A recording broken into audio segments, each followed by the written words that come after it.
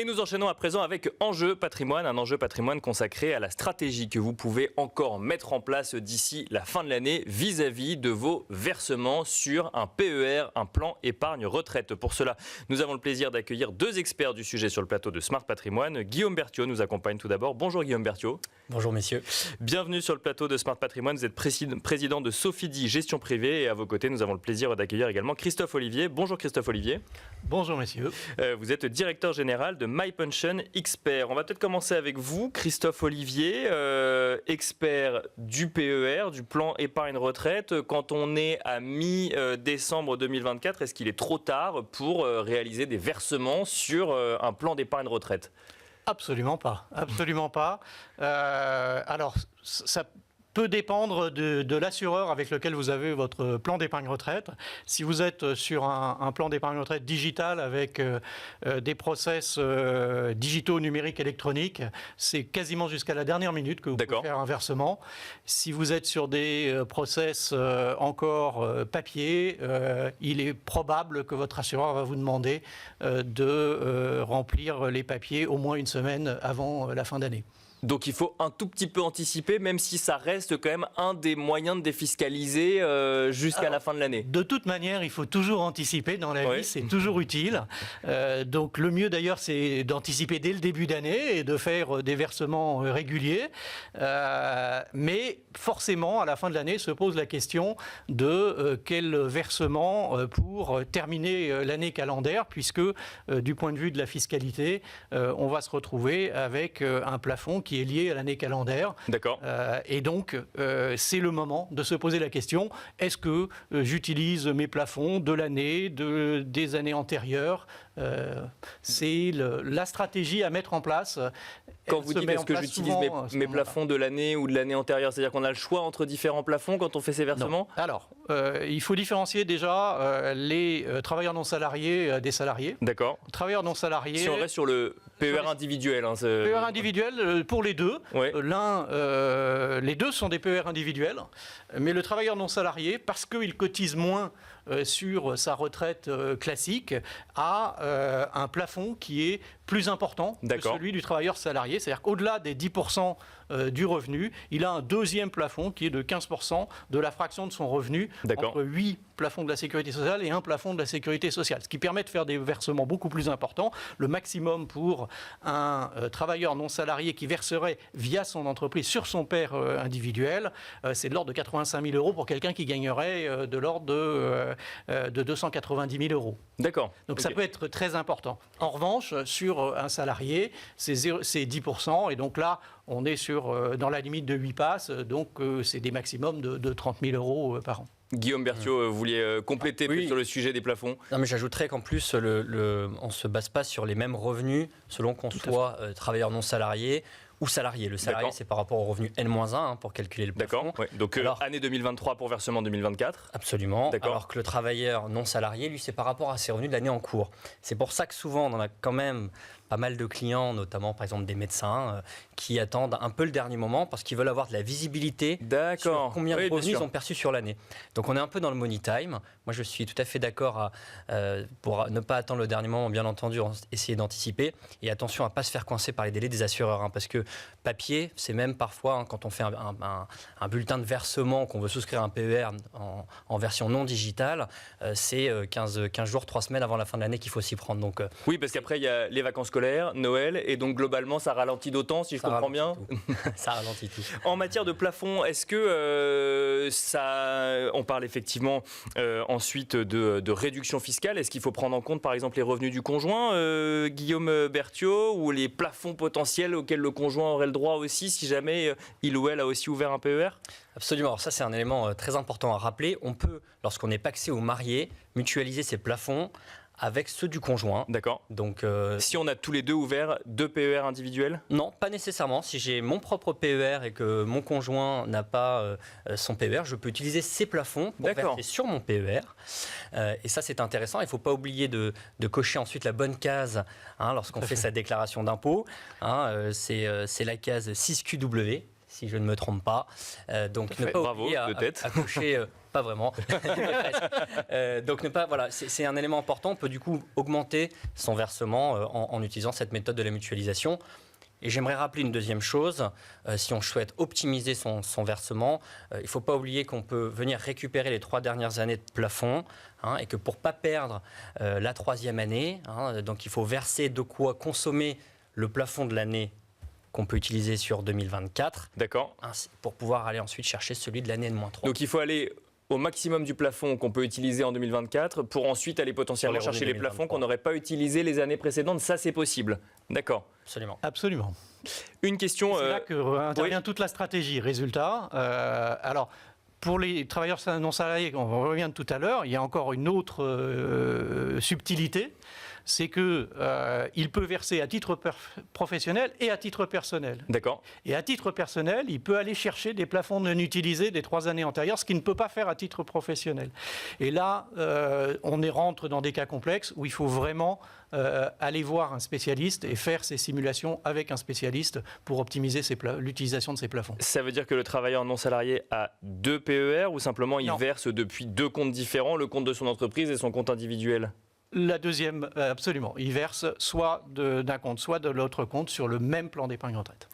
Guillaume Berthiaud, une question sur... alors, piège, je ne sais pas, c'est une question qu'on pose souvent en ce moment, c'est dans un contexte d'instabilité politique tel qu'on le connaît aujourd'hui, ce qui n'est pas ce qui nous intéresse dans cette émission, mais ce qui nous intéresse, c'est les incidences fiscales à venir ou non d'ailleurs dans les prochains mois.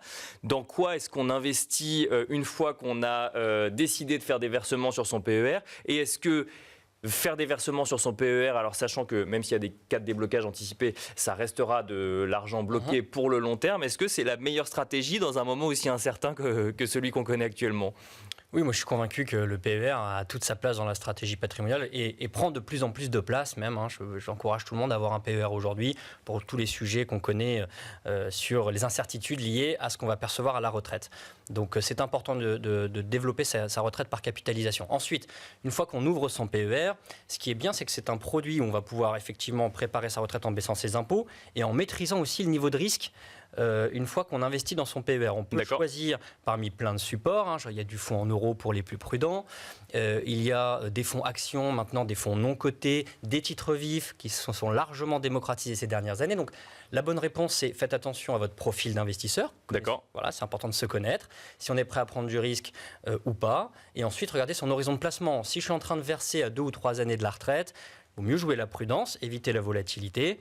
Effectivement, il y a de l'incertitude, mais l'incertitude, elle est sur les marchés notamment, elle est gommée par l'horizon de placement en très grande majorité. Donc, j'aurais tendance à dire, si vous êtes jeune et que vous aimez un peu le risque, n'hésitez pas, sur le PER en tout cas, c'est vraiment le produit qui s'y prête parce qu'on a énormément d'horizons de placement devant soi. Donc d'accord. Sur des produits quand vous dites risqués. Si vous aimez le risque, c'est au sein d'un PER, autorisez-vous à aller sur des actifs un peu plus risqués. Ce n'est pas le PER en soi qui présente un risque, c'est les choix d'investissement ensuite au sein du PER. Absolument.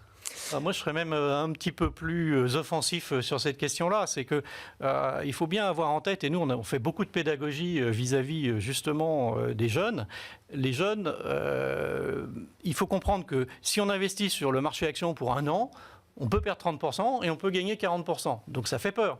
Mais quand on est là pour 20 ans, en réalité, le risque de perdre de l'argent sur les marchés actions sur 20 ans, il est quasi nul et on se rapproche nécessairement de la performance de long terme des actions qui est attractive.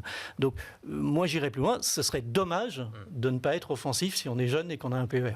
Même dans un... Je reviens sur ma question. Dans une situation politique et donc potentiellement fiscale un peu plus incertaine aujourd'hui. Non, mais je pose la question parce qu'on a entendu beaucoup de choses. On a entendu que les marchés financiers allaient s'envoler. On s'attend à ce que la fiscalité sur l'immobilier vienne s'accroisse. Est-ce que ça peut remettre en cause des stratégies d'investissement ? Si on diversifie son allocation, qu'on verse régulièrement le PER, en plus on a la chance d'avoir un produit, on peut verser, donc l'idéal c'est tous les mois, voilà, et puis quitte en fin d'année à ajuster en fonction de ses plafonds, notamment pour les travailleurs non salariés. Mais en général, quand on a un PER, on va l'alimenter chaque année, donc on va opérer un mécanisme de lissage qui vient encore prémunir cette volatilité. Donc attention, on est certes dans une période d'incertitude, mais qui reste court terme, je l'espère du moins, au regard de l'horizon de placement qu'on a sur un D'accord, il ne faut pas tout confondre. PER. Voilà. Et j'ajouterai une deuxième chose, c'est qu'on peut non seulement faire des actions, non seulement faire du non-coté, des titres vifs du fonds en euros, on peut aussi faire de l'immobilier au sein d'un PER, sous forme de SCPI par exemple.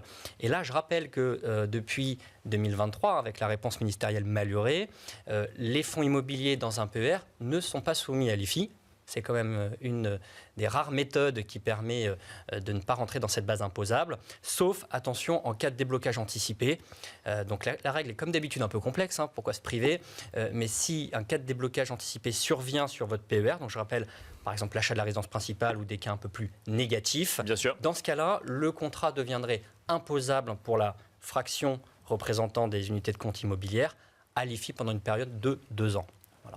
Alors, il me semble qu'il faut faire aussi attention, si on a atteint l'âge de la retraite, alors le contrat est réputé comme pouvant être liquidé, et donc ça redevient imposable, même si on ne le liquide pas. Donc, exactement. Attention au moment où on arrive proche de l'âge de la retraite. Il faut effectivement accorder une attention toute particulière à son contrat lorsque l'on arrive proche de la retraite. Peut-être un mot quand même. Alors, si j'ai bien compris ce que vous nous avez dit, lorsque l'on est travailleur non salarié, mieux vaut se faire accompagner, si je comprends bien, parce que là, il y a des stratégies un peu plus complexes que l'on peut mettre en œuvre pour bénéficier justement des différents avantages du PER, Christophe Olivier. Tout à fait. C'est ce que j'essayais d'expliquer tout à l'heure.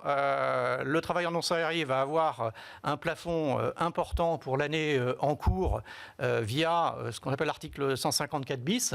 C'est l'ancienne loi, c'est les anciens contrats Madelin. D'accord. Mais au-delà de ça, il se peut que s'il ne les a pas utilisés les années antérieures, il ait conservé des droits à plafond à titre personnel. Donc cette fois-ci, ça va être l'article 1063 et il va pouvoir les utiliser, mais uniquement à titre personnel. Et donc il va être une balance entre le versement à titre professionnel plus le versement à titre personnel. Il faut faire attention, bien le documenter vis-à-vis de l'assureur aussi, puisque ça va aller désormais sur le même plan d'épargne retraite, puisqu'on a fusionné les anciens PERP et les anciens Madelin dans ce formidable nouveau plan d'épargne retraite individuel. Et ce, quel que soit le statut du travailleur non salarié, quelle que soit la forme juridique Alors les travailleurs non salariés, c'est aussi bien les gens qui sont des libéraux, qui ont des bénéfices non commerciaux ou industriels et commerciaux, que des gérants majoritaires de SARL, donc article 62. Oui. Guillaume Berthiaud, pour finir, vous voyez beaucoup de gens qui vous appellent en ce moment pour dire bon bah qu'est-ce que je fais ? Est-ce que maintenant je fais des investissements sur mon PER, notamment des travailleurs non salariés, des médecins, des avocats qui ont un petit peu plus de visibilité sur leur année ? Oui, c'est vraiment la période. Alors on essaie d'anticiper pour pas se laisser surprendre, parce que nous aussi on doit contacter les clients, les conseiller, les accompagner, tous les calculs un peu complexes sur les travailleurs non salariés, tout ça s'anticipe. Mais oui, on est en plein dans le moment du PER, et donc voilà. J'encourage tout le monde à y songer et à se faire conseiller, surtout, c'est extrêmement important. Merci beaucoup, messieurs, de nous avoir accompagnés dans Smart Patrimoine. Je rappelle, Guillaume Berthiaud, que vous êtes président de Sofidy Gestion Privée. Christophe Olivier, vous êtes directeur général de MyPension Expert. Merci à tous les deux. Et quant à nous, on se retrouve tout de suite dans l'œil de l'expert.